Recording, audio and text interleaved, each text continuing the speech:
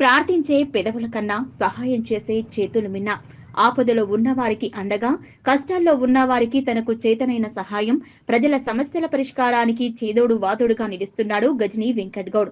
మెదక్ జిల్లా కొల్చారం మండలంలోని పోతంశెట్టిపల్లి గ్రామానికి చెందిన అప్పాజిపల్లి గ్రామ ప్రథమ సర్పంచ్, కొల్చారం మండల గౌడ సంఘం అధ్యక్షులు నాయని సునీత వెంకట్ గౌడ్ గజనీ వీధి లైట్లు అందజేశారు. మెదక్ హైదరాబాద్ జాతీయ రహదారి 765D నుంచి గ్రామంలోకి వెళ్లే దారిలో రోడ్డు వీధి దీపాలు లేక ముఖ్యంగా మహిళలు రాత్రిపూట రహదారి గుండా రావడానికి భయభ్రాంతులకు గురవుతున్నారు.